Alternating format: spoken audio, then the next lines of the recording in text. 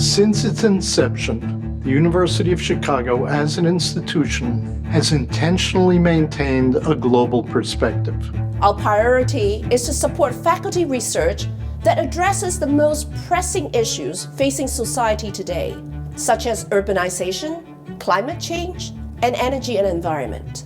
The scope and nature of these challenges can only be addressed by collaborating with the top scholars around the globe and seeking innovative solutions. In 2008, President Zima decided for the university to think hard about the university's relationship with China. In the end, the decision was an easy one. Beijing has something like 700,000 college students, more than 70 colleges and universities. It's truly the mega academic center. In the time that the center in Beijing has been open, the university has built a wide-ranging network of connections between Chicago and China. These connections are not restricted to academia, but include partners in government, medicine, and industry. The center supports this network by providing an institutional framework and physical space, enabling faculty at UChicago to interface with colleagues in all areas of research in China.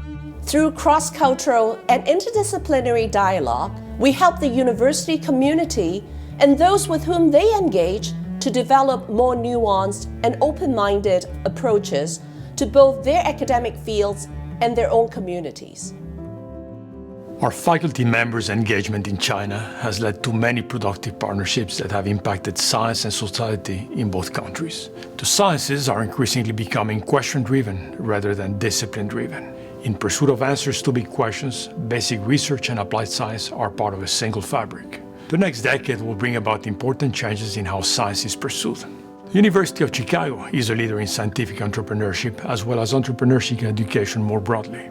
The innovation and entrepreneurship sector in China is exciting, and we look forward to continuing to partner with our colleagues to learn more and support one another in all of these efforts.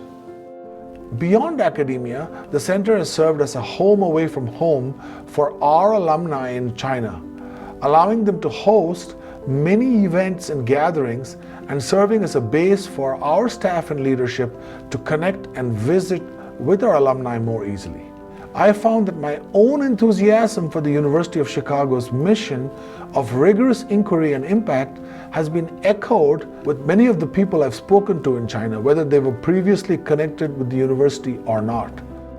As a result of the success of the center in Beijing, we grew our presence in Asia, establishing locations and providing faculty and community engagement via the center in Delhi and at the Hong Kong Jockey Club University of Chicago Academic Complex, the University of Chicago Francis and Rose Yuan campus in Hong Kong.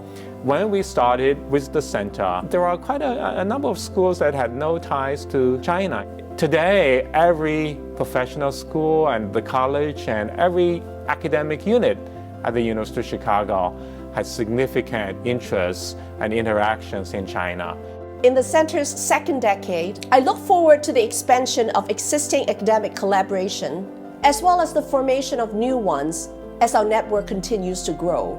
Over the past 10 years, the center in Beijing has allowed the University of Chicago researchers and students to build strong, enduring ties with their peers in China.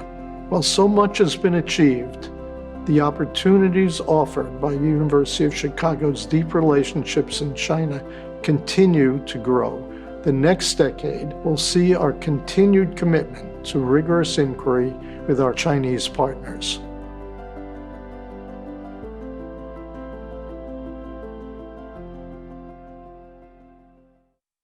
Hello, I would like to welcome each of you to the first event in a month-long celebration of the 10th anniversary of the University of Chicago Center in Beijing. The Center in Beijing was opened in 2010 to serve as a physical and intellectual platform for scholarship, collaboration, and friendship between the University of Chicago and the Chinese community. In the 10 years since its opening, the center has become a well-established part of the higher education landscape in Beijing and an essential mechanism to support the university's scholarship in China. Today, you will hear about one of the many projects that has sprung from the increased connection between the University of Chicago and China. I would like to express my gratitude to all of the people who made this celebration possible, including our own University of Chicago faculty, their colleagues in China, and the staff and leadership at both the center and in Chicago. We are also grateful to the academic community in Beijing for its ongoing engagement with the University of Chicago through the center in Beijing, and for all that we have learned from the exchanges of the past 10 years. We look forward to many more years of the same partnership. Again, thank you for joining us, and I hope you will enjoy this presentation. Hello, good morning to those of you here in Asia, and good evening to our friends and alumni joining from the United States and Europe. Before I begin, a few quick housekeeping items. To listen to today's program in Chinese, you have to click on the interpretation icon at the bottom of your screen and select Chinese. And then, of course, you can feel free to use the Q&A function to submit questions either in Chinese or in English throughout the event. All right, with that, let me start by thanking President Zimmer for his welcoming remarks and to thank all of you for joining us here today. My name is Bala Srinivasan, and I currently serve as Senior Advisor to the President of the University of Chicago and as a council member for the Becker-Friedman Institute of Economics. As we just heard from Bob Zimmer, a great research university needs to be investigating the most important problems of our times, and many of these problems are global in nature. This is obviously of particular importance in engaging with China because of its massive recent changes and ongoing changes in demographics and economics growth, in addition to a growing financially and academically influential community. Economics and policy play an essential role in both understanding and anticipating most of these global problems. In the words of Milton Friedman, Chicago stands for an approach that takes seriously the use of economic theory as a tool for analyzing a startlingly wide range of concrete problems. So it's actually fitting that we launched this anniversary celebration with today's program featuring BFI China, an initiative that embodies meaningful and mutually beneficial engagement between scholars, government, students, alumni, and friends, and establishes a robust network of connections to maximize opportunities for inquiry and impact. For those of you who are less familiar with this, let me say a few words about the Becker-Friedman Institute, also known as the BFI. The BFI serves as a hub for cutting-edge research across the entire University of Chicago economics community, spanning researchers from Booth, the Ken Griffin Department of Economics, the Harris School of Public Policy, and the Law School. Drawing from the research of more than 250 of these economists across the university, we put ideas into action by translating rigorous research into accessible and relevant formats and proactively disseminating them to key decision makers around the world. We also support new research, host a series of academic and policy conferences, and support a world-class visitors program that brings top scholars from around the world to our campuses, both here in the United States as well as around the world. Now, while BFI has been extremely productive from our base in Chicago, we have been a leading force of the university to actively recognize China's unique role as a global economic leader and engage. Leveraging the University of Chicago's location in Asia as a conduit and a natural extension of our roots in Chicago, BFI and the Booth School proudly launched BFI China in conjunction with the opening of the University of Chicago Francis and Rose Yuen campus in Hong Kong in 2018. BFI China aims to produce new insights on the key economic policy challenges facing China today and to create a robust dialogue around those findings with policymakers, business leaders, and stakeholders in China. We hope to achieve this through our unique partnerships with Chinese scholars and institutions, by supporting new research and fostering rigorous discussion, and finally by sharing economic thinking and research finding more broadly, including 3 completely new academic seminars organized with Chinese partners and 2 other series which are set to launch in January. A little bit more about our joint center with Tsinghua. We recognized early that Chinese economic trends, thinking, and challenges requires deep and direct collaboration with Chinese scholars in the Chinese Academy. With this in mind, BFI announced a cornerstone partnership with Tsinghua University's School of Economics and Management and the PBC School of Finance to form the Joint Research Center for Economics and Finance as part of the BFI launch. This first-of-a-kind research partnership has already launched a successful seminar series and will continue to promote faculty and student exchange.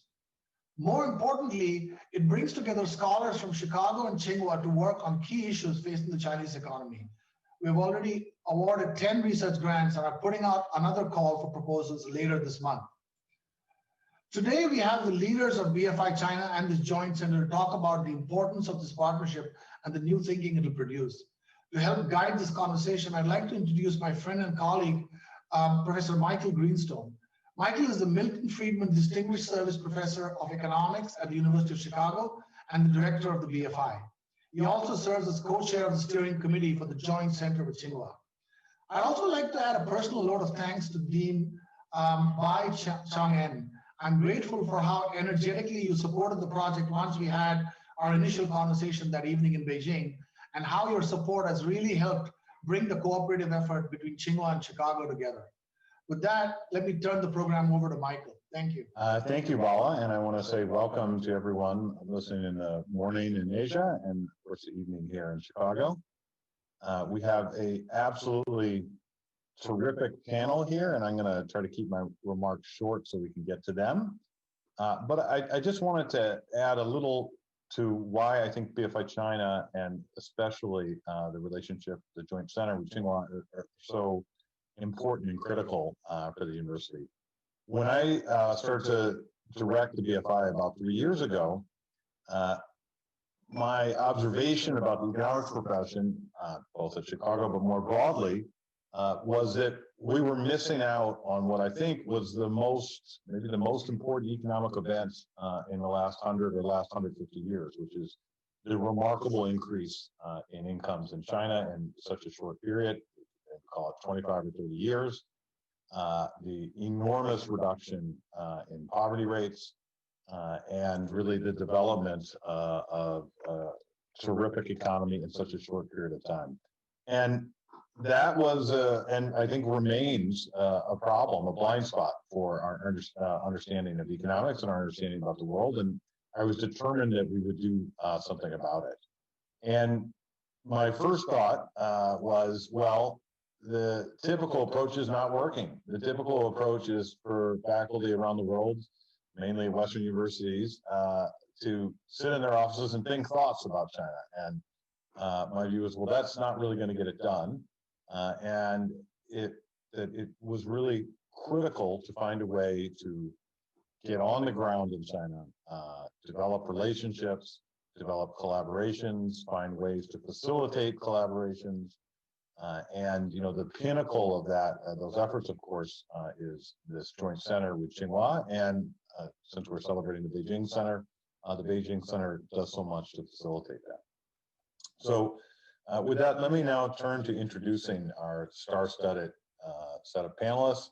The first is Chang-en Bai. Dean Bai is the Dean of Tsinghua University School of Economics and Management.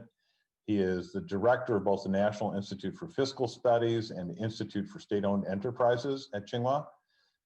His research, which all good economists have read, is focused on institutional economics, economic growth and development, public economics, finance, corporate governance, and the Chinese economy. He would be, if he were not the Dean of Tsinghua, we would try to hire him at Chicago. He covers so many fields. He's just a plain economist, and that's our favorite. He also serves as a steering committee co-chair of the Tsinghua University of Chicago Joint Research Center for Economics and Finance, and it's a great pleasure of mine to be able to be his opposite there. The second person I'd like to introduce, next on the screen, is Chang Tai-Hsieh. Chang is the Phyllis and Erwin Winkelried Professor of Economics and PCL Faculty Scholar at the University of Chicago Booth School of Business. Chang Tai conducts research on growth and development and serves as a co-director of BFI's Development Economics Initiative. He's a recipient of the prestigious Sun Yifang Award for his research on the Chinese economy. And I was trying to remember this last night, and Cheng did not answer my email, but I believe, I know that we were classmates at Swarthmore College, and I believe we were even in the same economic theory class in our junior year. And I am embarrassed to think of what Cheng must have thought of me as a student at that time, and I hope he will not share that with the audience. I've worked hard since then, Cheng. And then the third person to introduce is Jiguo He. He is the Fuji Bank and Fuller and Heller Professor of Finance at the University of Chicago Booth School of Business. He also serves as the faculty director, co-faculty director of the Fama Miller Center, as well as now for 6 months, the director of BFI China. It is an enormous coup to be able to get Jiguo to take this role.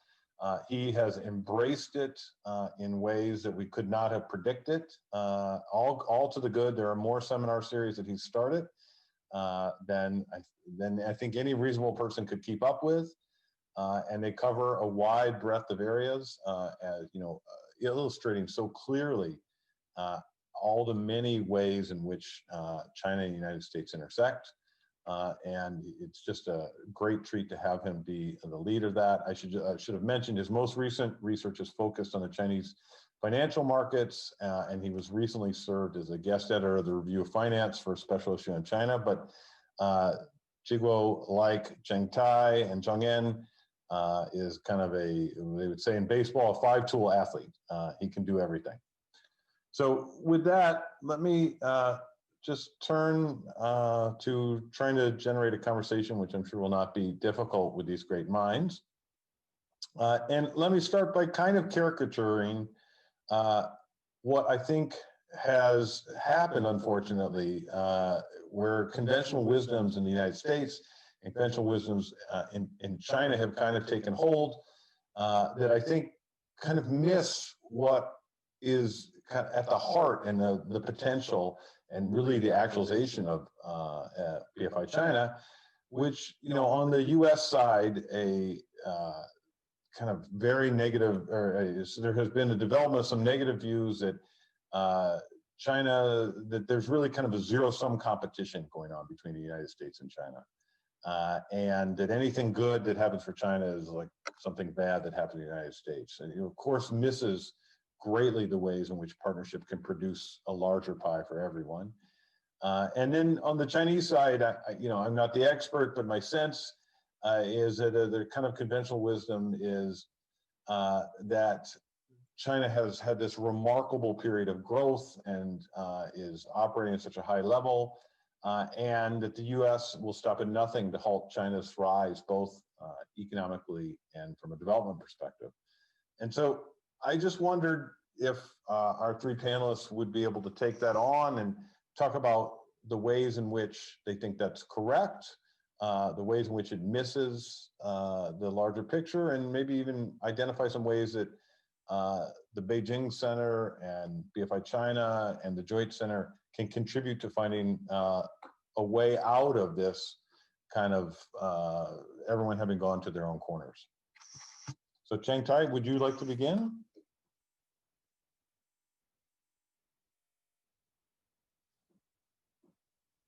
Oh, I think you're on mute. Cheng Tai, you're muted. Yeah. All right, great, thanks. I think as with all myths, that there are some elements of truth in the myths, and it's the combination of the elements of truth combined with, I'm going to say, not with less than rigorous thinking and less than clear facts that I think has been a big part of what has led us to that place. And I think the best way to discuss this is just to take on some very specific things. And it's great that Zheng En is here, because a lot of this, a lot of it has been done over the last 15 years. That it's work that I have done in collaboration with Chongyan. So I'm just going to mention two things. I'm going to mention two things. So the first thing I want to talk about is, for example, one of the long-standing, I'm going to say, arguments or claims that have been made, and it's still made today, that the way that you want to think about the growth of China is that it's all been, I'm going to say, investment-led growth. That it's all through accumulation of savings. It's all through the accumulation of investment, and then there's a particular institutional story that people have in mind. So this is like my very first paper on China was with Chongyan 15 years ago. So I don't know whether Chongyan remembers, but he was part of this wave of Chinese scholars who had gone off to the U.S. in the early 1980s, and that wave, that cohort was a really it was a really remarkable cohort. It was a really remarkable cohort because I think that they all came. So Chongyan can correct me if I'm wrong, but that cohort, they all went through the Cultural Revolution. They were part of that cohort where they were the first ones to go to university after the universities had been closed for a long time, and they were part of the very first wave of Chinese scholars to go to the U.S. So they were like at the very front of the opening and the liberalization, and so Chongyan was part of that group, and he had just come back to China, I believe, at that point in the mid 2000, 2005 to 2006. I think it was 2004. Yeah, it was in 2004, so it was very close. So my introduction to Chongyan came from his colleague, the former dean at Tsinghua, Yingyi Chen, and then the way it started was that Yingyi was having a conversation with Marty Feldstein, and Marty was saying, "Hey, there's a story that people tell about China, which is this investment-led growth story. Is there any truth to that story?" And so Yingyi came to my office and wanted to talk about it. So we were both at Berkeley at the time. So I said, well, it could be true, it may not be true, but it all depends on the facts, on what the facts are. And there's a very simple process that one can take, that one can follow in order to figure out how to do this. So then we decided to say, well, it'd be really useful. It's very useful to just bring some basic facts to bear on this question that people are just repeating as the fact.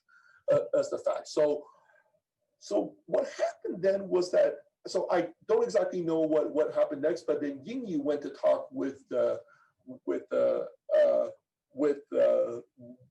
Chongyan, and I think that I came to Tsinghua for a week or so, and we discussed how we might approach this. So we decided to just gather to gather the data, and that was the very first paper that we wrote. It was in 2006. It was in 2006, and then and I guess at that time, when you look at the data, it's very clear that when you look at the data, that it is the case that the investment rate in China has gone up by a lot. But the way that you want to think, what the data was telling us was that the way that you want to think about what was driving that growth was that it was because the return to capital investments had gone up.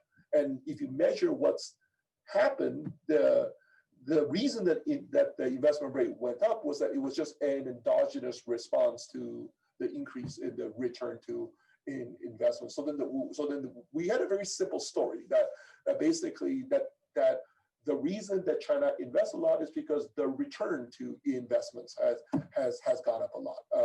So that was the very first paper. And then the second thing that actually leads to the question of, okay, then why is it that the returns to investments have gone up? So let me just talk about this, not the most recent paper that I wrote with Chongyan, because there's But this work that I've had with him for the last 5 years now, which really gets into the question of why is it that the return to investments has gone up. And there we were trying to tell an institutional story about China. And there the story that we were trying to bring to life was a story that the way that the place where you want to look is what all these Chinese local governments are doing. That they have really been at the center of the growth that we have seen in China. So to get back to the question, I think that our critical role is to take questions that people are asking, or to take assertions that people are making, and to try to see whether those arguments or those statements make sense, and then to bring empirical facts and theory to bear, and that is the role of us of us as scholars, and I think that that's the critical role that we can play.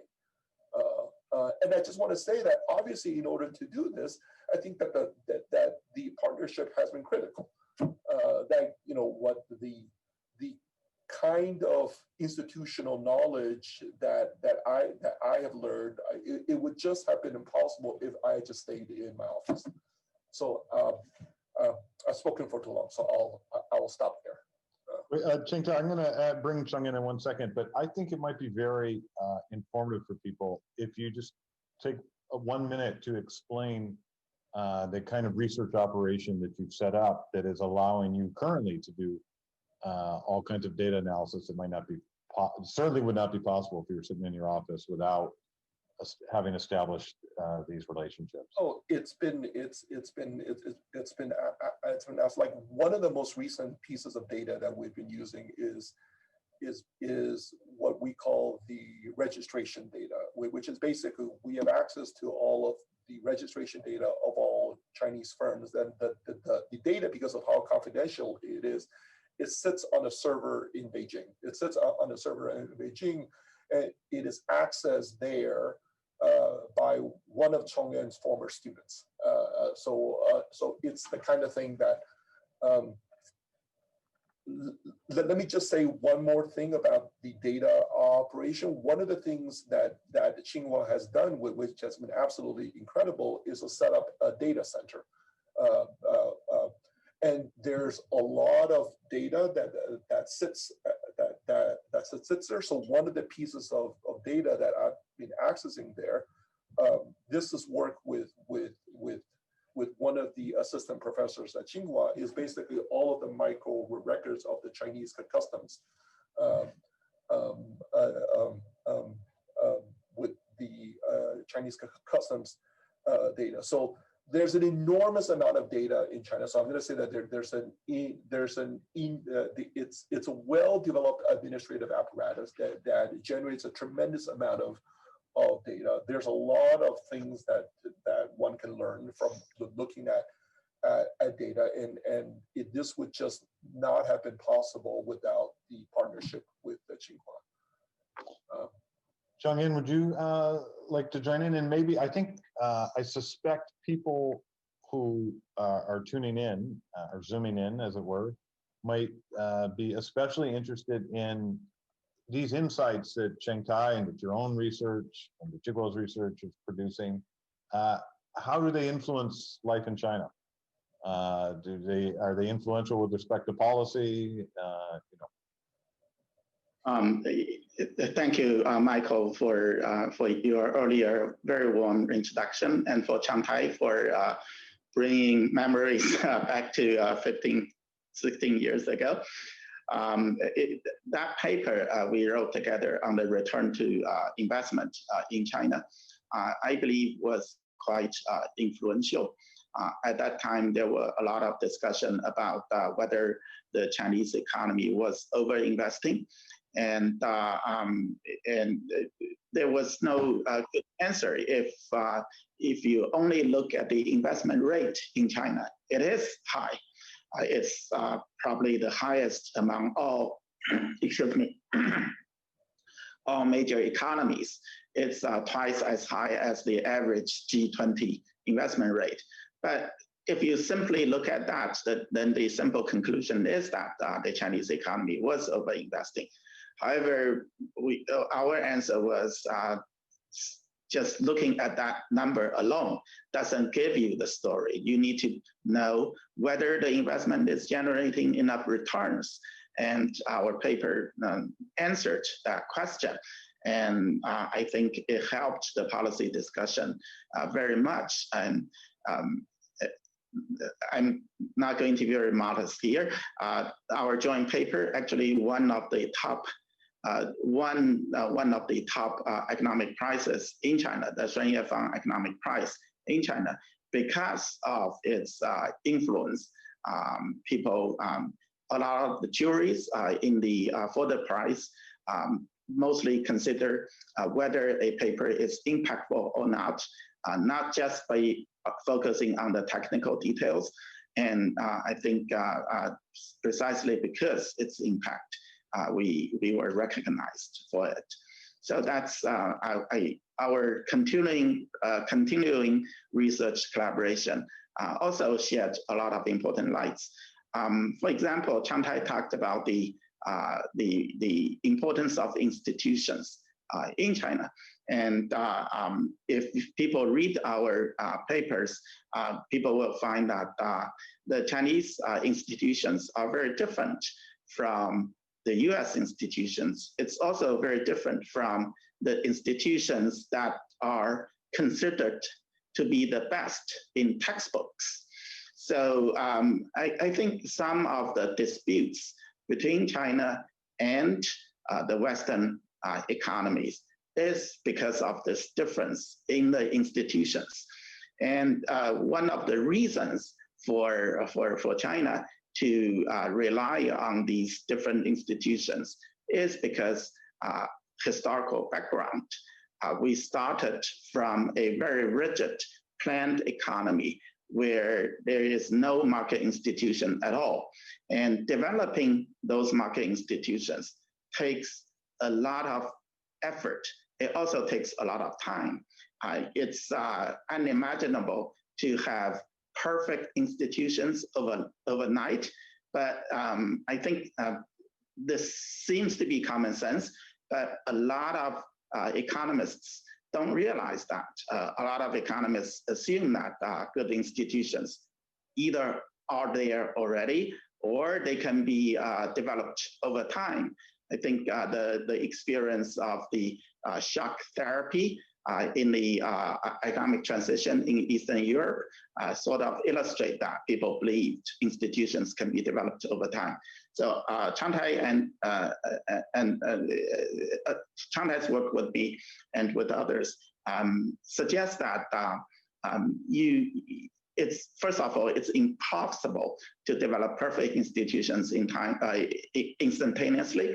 Secondly, even if you can't do it, you can find what we call second best institutions that get around of some of the problems and at the same time pushing economic development.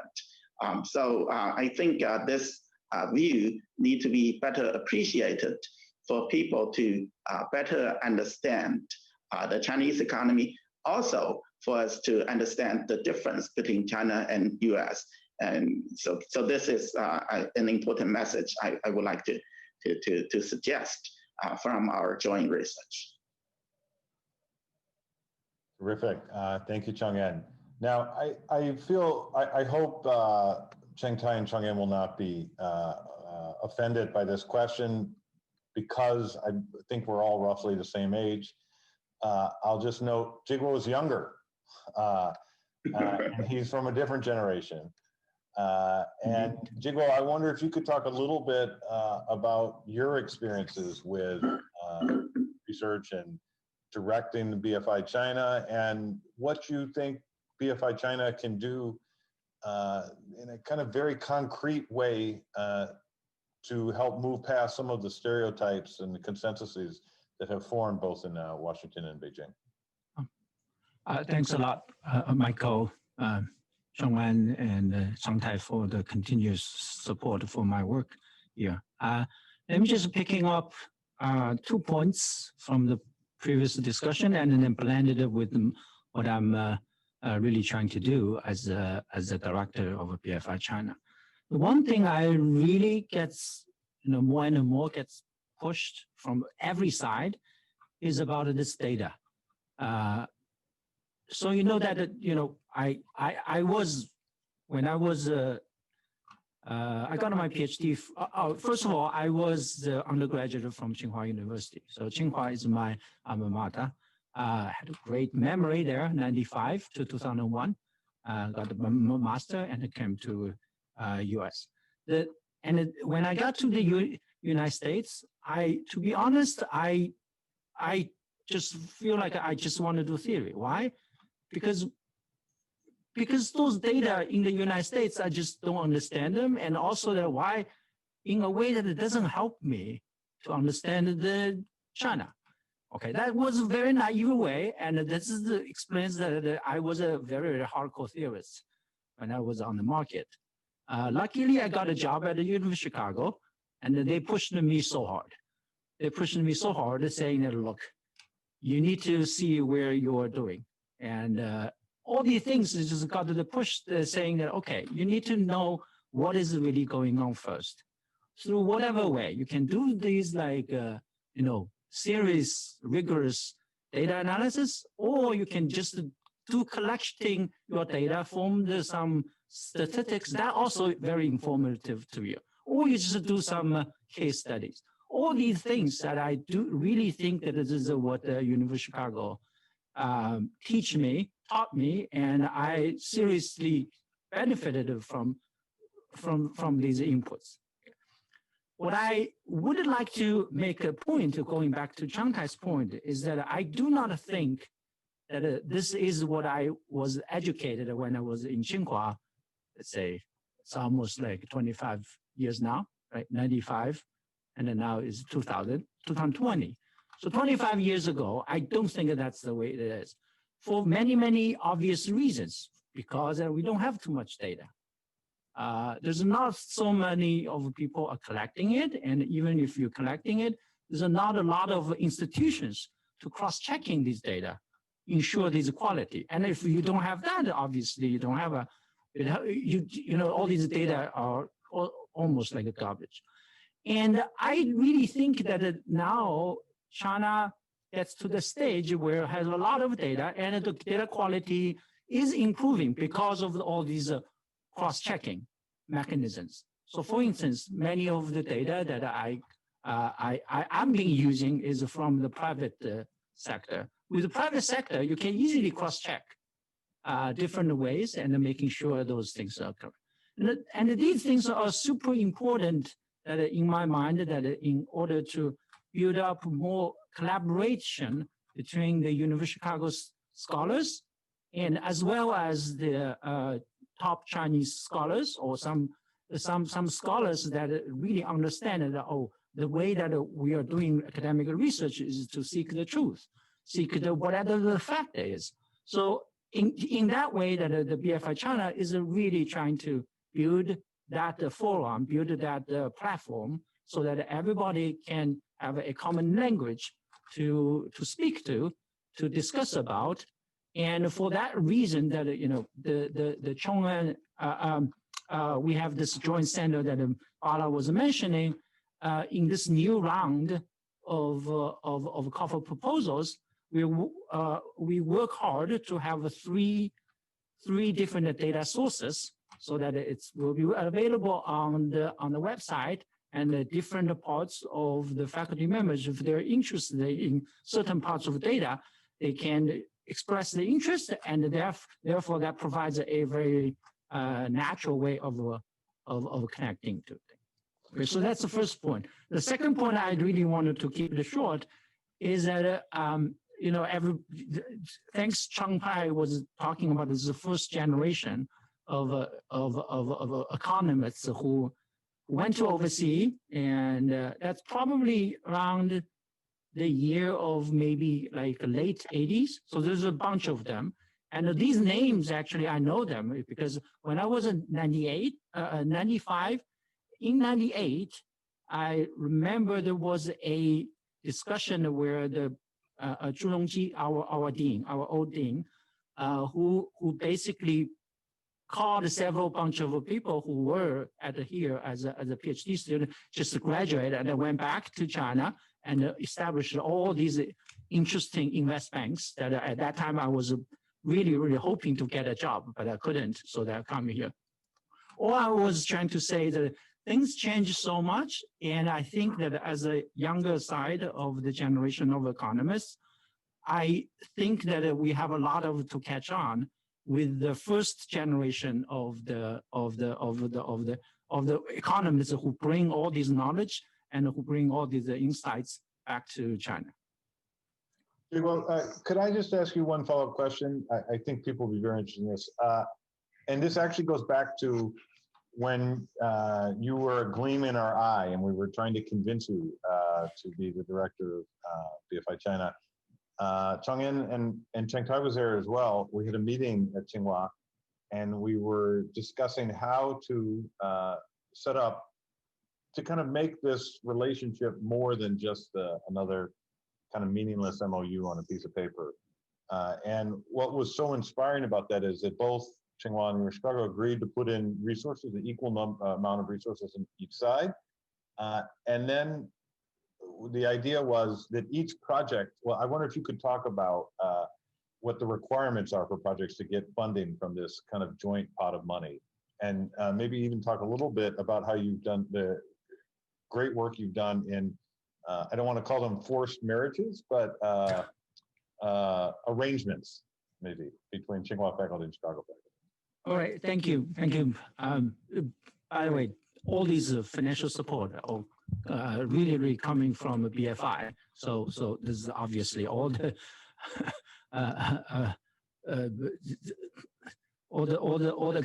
acknowledgement have to go to the BFI with that mission, with that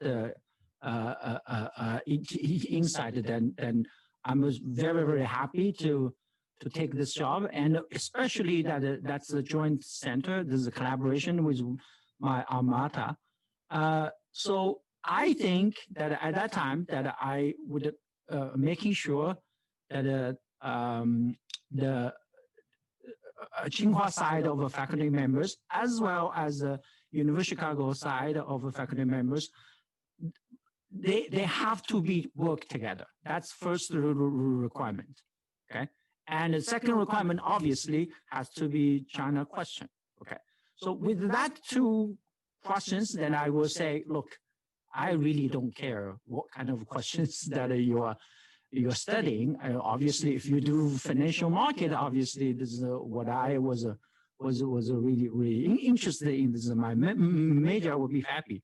But if you study, let's say, in the judicial system, I think this is a tremendous important topic. So we do have one topic is on this, bankruptcy law.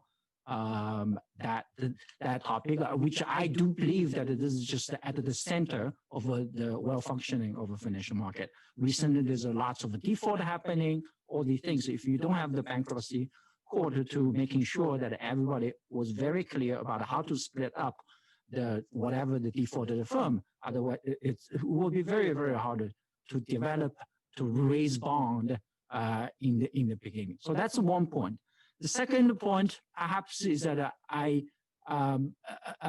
we will have a little bit of the focus on thinking about once we have all these papers. So we basically send out the call for proposals. Whoever is qualified, as I said, is basically, you need to have two sides of participation and have to be some China topic, which I'm taking a very broad perspective. And then afterwards, that once they having some papers, which by the way, despite the COVID disruption, all the papers, all the projects are moving along, and we have a bunch of staff members are supporting that. We're supporting with them with a free RA time, and as well as a travel time. Now, given the COVID, the travel seems not something that are really, really binding because we can't. But we are thinking that once we have these papers, we will have all these meeting, the conferences. And given that right now I'm in charge of some top journal at the editor role, so that will be, that's the one thing that we will do, to have some conferences where people presenting their work, and hopefully that gets to another excitement among all the researchers in both the institutions. And there are many other things that I think that, a lot of times, going back to Michael's initial question, there's a lot of misunderstandings between the US and China. And I hope that we have some time to chat about it. But, part of it is that with this way of producing research and providing some forums, that we can at least, not actively, just passively learning something new happening on both sides. And to be honest, I think that China probably knows more on the US than the other way around. Chong agreed with me on the other day of discussion. So with that, I will just stop. I think that, with all the support from the Chong-En, from Michael and the Chang Tai, that I hope that the BFI China can, and also the Joint Center, can really provide the forum for the collaborating with all the institutions in China. Okay, I have a kind of follow-up. Thank you, Zhiguo, that was terrific.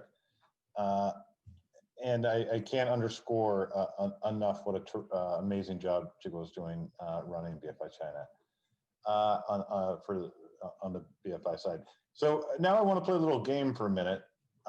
In 15 days, the United States will have a new president. And I want to ask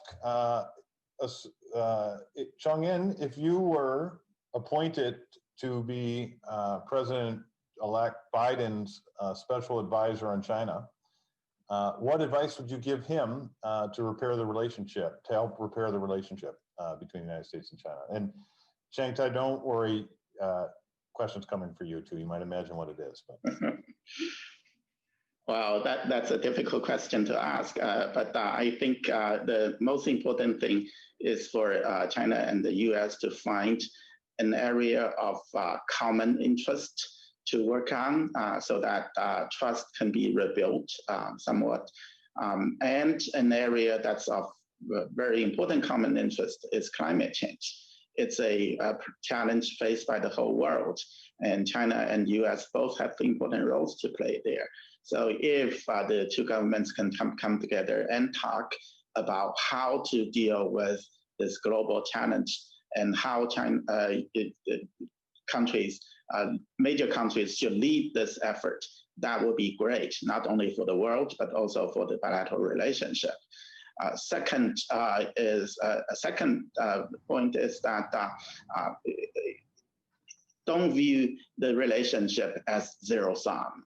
Climate change is one issue that's not zero-sum, and there are a lot of facts that supports that both China and the US have benefited a lot from the bilateral relationship. A recent survey by the US Chamber of Commerce in Shanghai found that 78% of US companies in China are profitable, despite of a lot of the claims of unfair playing field. And I'm not sure 80% of Chinese firms are profitable, but 80% of US firms in China are profitable. So this is just one example where the bilateral relationship is mutually beneficial. Terrific. Now, Chang Tai, imagine President Xi were to call you and say, I want you to be my special advisor for relations with the United States. What advice would you give him, particularly in the early days of the new administration? That's a really tough question, Michael.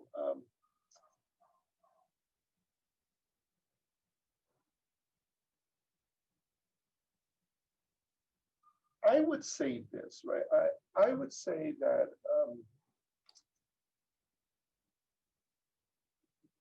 so this is just my own view. I think the part of China's policy that I think it doesn't serve the world, and it doesn't serve, I don't think it serves China well, is the external facing part of China. So we sort of touched a bit upon this when we said that there's a lot of misunderstanding about what goes in China.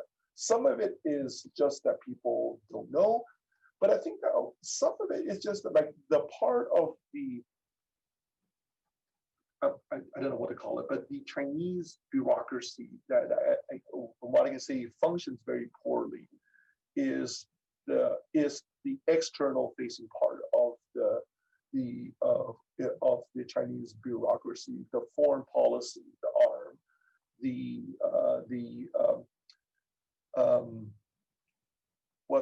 so it's the combination of the foreign ministry of the foreign for the foreign ministry plus that body of the party. I forget the name now, but it's the part of the party whose job is to build up relationships with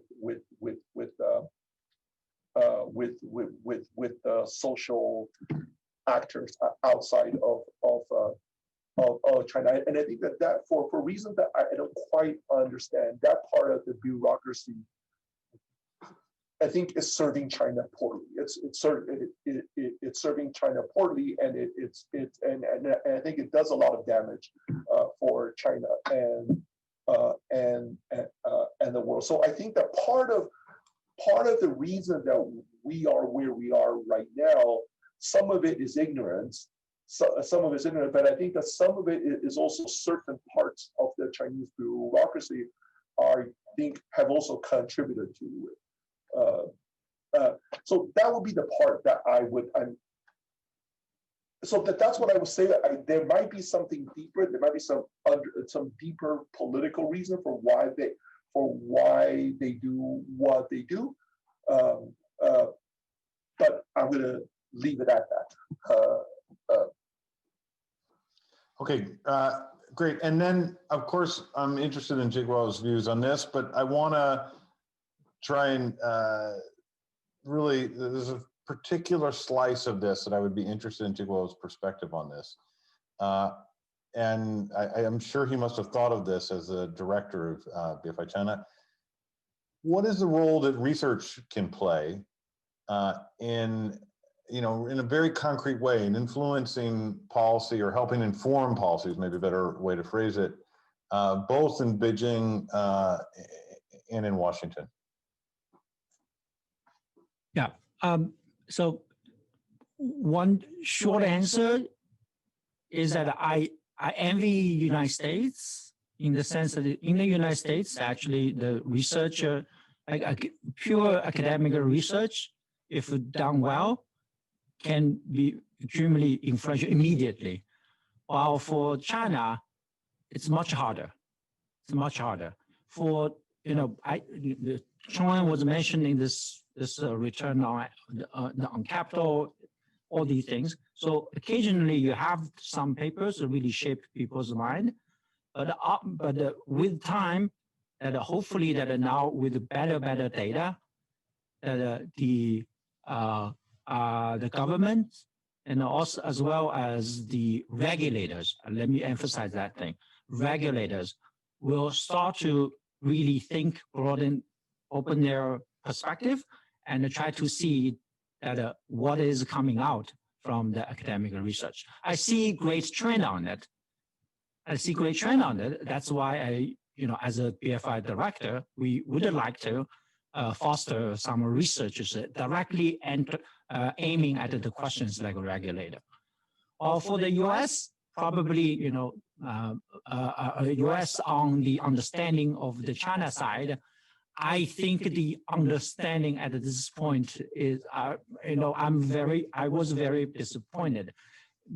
I was asking at some point that I was invited to talk to in Washington about China's bond market, basically. I did go, but the conversation is in a way that not to my expectation. At that time, I feel like all the entire conversation is still at the level of whether these data are wrong or not wrong, or how do you manipulate all these things. So at this point, if that's the major discussion on that, that's just we need to another generation like me to get another BFI in China, and then get to the point. Okay, this is the major fact, and let's discuss about it. So in a way that I think that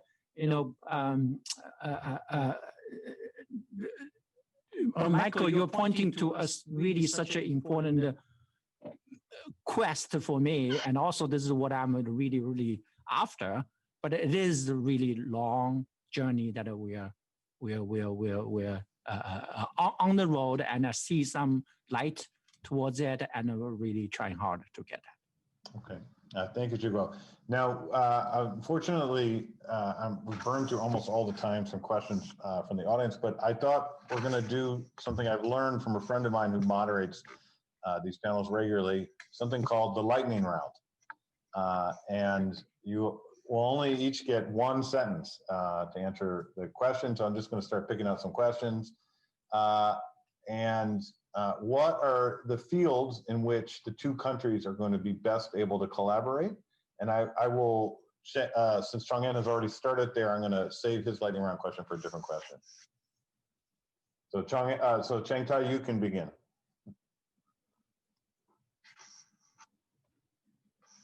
I would mention two. So first is the obvious one is not just climate change, but also policies to deal with local local pollution. And so and then the second one that I would mention is strategies to combat poverty. And the reason I mentioned that is because that China has undergone a tremendous campaign in both of these things, but it's virtually unknown outside of China. Okay, Chong-En, what will be Washington's role? This is a very U.S.-centered question, but what will be Washington's role in the growth of the Chinese economy in the next 5 to 10 years, if any? I would like to suggest a slightly different question. What will be Washington's role to promote the global economic development? That's a great question. That's a great question. Right. So if the global economy develops well, China's economy will do well as well. So I think Washington has a role, has a leadership role to lead the world to find a new set of rules that governs the world economy, working together with other countries, respecting other countries' interests, especially countries whose institutions are different, whose systems are different, whose stage of economic development are different. So I think that will be the biggest thing, the biggest favor Washington can provide to the world. Okay, and I think our final question, Jigwell, which is from the audience, comes from a obviously very precocious high school student. I wanted to ask, with the upcoming scholars among the younger generation, how do you hope that they'll carry out research and further in terms of economic globalization, and what challenges that's going to pose, and what are the key questions that need to be answered in the next 5 to 10 years? All right. So that's a high school question? Yes. I'm not sure I'm able to ask such important questions. So obviously, maybe we've been trolled here, and this is actually one of our colleagues in the Booth Scholars.